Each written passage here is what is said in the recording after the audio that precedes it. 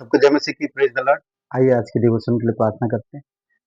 महान और सर्वशक्तिमान परमेश्वर पिता प्रभु यीशु मसीह के नाम से तेरे दया के सिंहासन के पास आते हैं।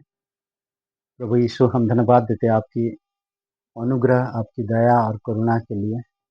आपका विचार अलग है पिता, और इंसान का विचार अलग है। आप हर एक लोगों से प्रेम करते हैं और उन्हें बचाने के लिए आप स्वर्ग छोड़कर इस धरती पर उतर आए। धन्यवाद देते हैं आपकी क्रूस की पवित्र लहू को जो आपने बहाया, हमारी हर एक पापों की बोझ अपने ऊपर लेकर क्रूस पर दंडित हुए, कब्र में गए और तीसरे दिन जी उठे। इसीलिए तेरी महिमा करते, धन्यवाद देते पिता, यीशु मसीह के नाम से मांगते हैं, आमीन। ओके, आज हम लोग जो बात करेंगे और वो है जड़ और फल। जड़ और फल, गलतियों का 5वां अध्याय 22-23 वचन पढ़ते हैं। 22-23-24 वचन। पर आत्मा का फल प्रेम, आनंद, शांति, धीरज, कृपा, भलाई, विश्वास, नम्रता और संयम है। ऐसे ऐसे कामों के विरोध में कोई भी व्यवस्था नहीं। और जो मसीह यीशु के हैं, उन्होंने शरीर को उसकी लालसाओं और अभिलाषाओं समेत क्रूस पर चढ़ा दिया है। अगर आप प्रभु यीशु मसीह में हैं, तो आपकी जो शारीरिक लालसाएं और अभिलाषाएं हैं, वो क्रूस पर मर चुका है, खत्म हो गया। अब आपके अंदर एक ऐसा बीज आया, और वो है पवित्र आत्मा जो आपके अंदर रहता है। ओके, और उसी में हमें जड़ पकड़ने की जरूरत है। ओके, आत्मा का फल प्रेम, आनंद, मेल, धीरज, कृपा, भलाई, विश्वास, नम्रता और संयम। ऐसे कामों के विरुद्ध में कोई भी व्यवस्था नहीं है। अद्भुत है नहीं? तो जड़ पकड़ना, आज हमें परमेश्वर में जड़ पकड़ना। हमारे एक जन्म था, एक ऐसी जमीन पर थे हम, और हमारी जड़ें भी मजबूत था, पर वो गलत था। पर हमें उखाड़ के कोई फेंक दिया, और हमारी अंदर एक नया बीज के द्वारा हम पैदा हो गया। और वो नया बीज प्रभु यीशु मसीह, परमेश्वर का पवित्र आत्मा जो हमारे अंदर है।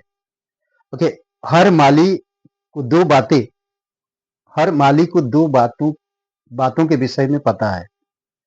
फल जड़ पर निर्भर होते हैं, जड़ पर निर्भर होते हैं फल, और फल प्राकृतिक रूप से लगते हैं।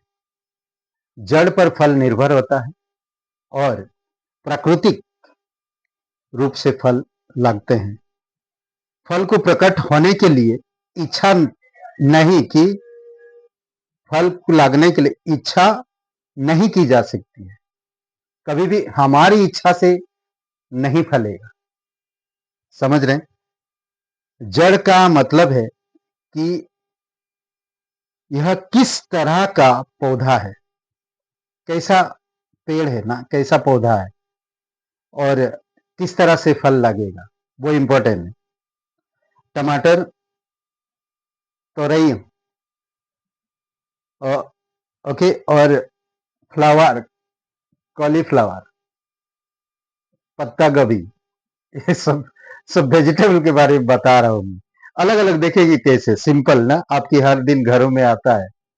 कुकुम्बर, तो कोई अन्य पौधा भी है जो किस तरह का फल देते हैं, ये अलग अलग चीज है।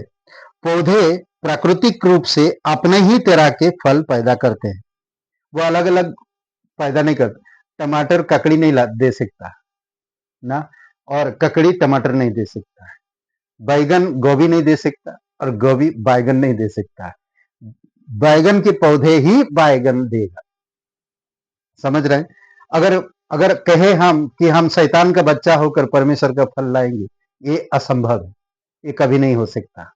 और परमेश्वर में होकर हम शैतान की फल लाए, तो ये भी नहीं हो सकता। हम परमेश्वर में रहकर परमेश्वर का ही फल लाएंगे, और वही उत्पन्न होगा हमारे अंदर।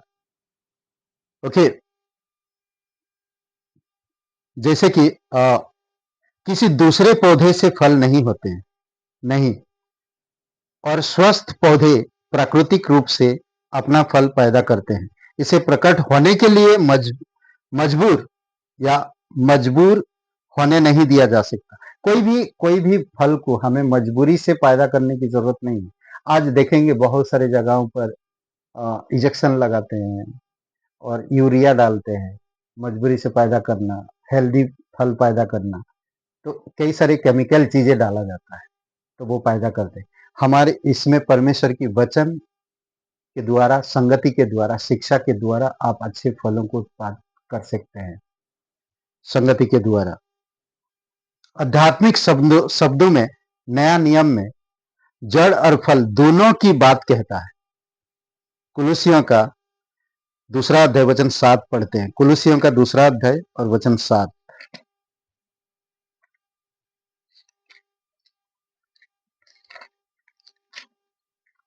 7 वचन में कहता, उसी में जड़ पकड़ते और बढ़ते जाओ, और जैसे तुम सिखाए गए वैसे ही विश्वास में दृढ़ होते जाओ, और अधिकाधिक धन्यवाद करते रहो। ओके, कहता कि उसी में जड़ पकड़ते जाओ।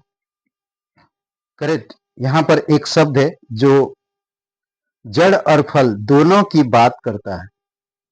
पौलुस लिखता है, हम मसीह में जड़ जमाए और विकसित हुए। मसीह में जड़ जमाए और विकसित हुए। इस शिक्षा के बारे में बात सीखे। दूसरे शब्दों में हम मसीह में हैं। ओके, हम प्रभु में हैं, मसीह में हैं। पहले से अलग प्राणी बनने के लिए फिर से जन्मे हैं। हमारी पुरानी चीजें खत्म हो चुकी है। हम प्रभु यीशु मसीह में एक अलग प्राणी, अलग चीजों के लिए बने हुए हैं। पौधे के संदर्भ में मसीह ने हमारे जीवन में जो भी फल पैदा किया, हमें अपनी जीवन में उसे फिर से पैदा करना चाहिए। प्रभु यीशु मसीह ने पैदा करके दिखाया। आप जो कोई प्रभु यीशु मसीह पर विश्वास करता है वो भी वही फल पैदा करते हैं, और दूसरा कोई और फल नहीं। अद्भुत है नहीं? और पौलुस ने उस फल के बारे में भी लिखा जो आत्मा का फल कहा जाता है। गलतियों की किताब में 5वां अध्याय 22-23 वचन में हम देखते हैं। उस फल को हम अपनी इच्छा से अस्तित्व में नहीं ला सकते, अपनी इच्छा से नहीं ला सकते, बल्कि यह हमारे भीतर रहने वाली आत्मा का परिणाम होता है। अगर हम परमेश्वर में शिक्षा में बढ़ते हैं, संगति में बढ़ते हैं, परमेश्वर की वचनों में बढ़ते हैं, तो वो आत्मा का फल ऑटोमेटिकली आपके अंदर दिखेगा।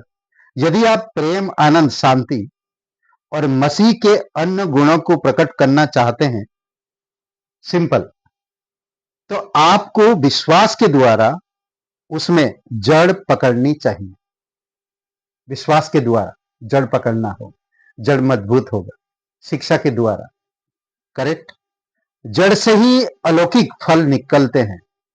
जड़ से ही जितना मसीह में जड़ पकड़ेंगे उतना आप विकसित होते जाएंगे। समझ रहे हैं? और विश्वास से विकसित होता है। आज दूसरों को आत्मा के फल प्रदर्शित करना, इसे अपनी प्राथमिकता बनाइए। जब हम दूसरों को आत्मा के फल प्रदर्शित करना है, दिखाना है, तो हमें अपनी प्राथमिकता को प्रभु में बनाए रखना होगा। तब हम जड़ और फल दोनों को हम देख पाएंगे और विकसित भी हो पाएंगे। आमीन। आइए प्रार्थना करते हैं। पवित्र, महान, सर्वशक्तिमान परमेश्वर पिता प्रभु यीशु, हम धन्यवाद देते, प्रत्येक भाई बहनों के लिए प्रार्थना करते हैं। प्रभु यीशु, आप उन्हें जड़ पकड़ने में और विकसित होने में विश्वास के द्वारा और लोगों के बीच में प्रदर्शित करने में प्राथमिक जीवन जी सके पिता। आप अगुवाई करो प्रभु यीशु। हम कुलदीप के लिए प्रार्थना करते हैं, आप उसे छूना, उसे पूर्ण रूप से चंगाई देना, उसे जो भी चेहरे पर और उसके हाथों में और पीठ पे जो भी जख्म है पिता, भरने में भी आप मदद करना। तो सच्चा और जीवित परमेश्वर, जो भी भाई बहन बीमार है आप उनको छूना, और प्रत्येक भाई बहनों को आप आत्मा के फलों में विकसित करना पिता। जड़ भी पकड़े और विकसित भी हो। धन्यवाद देते यीशु मसीह के नाम से मांगते हैं, आमीन। ब्रदर एंड सिस्टर, सबको जय मसीह की। Praise the Lord. शुभ रहे दिन आपका। बहुत बहुत धन्यवाद। लाइक करिए, कमेंट करिए, शेयर करिए।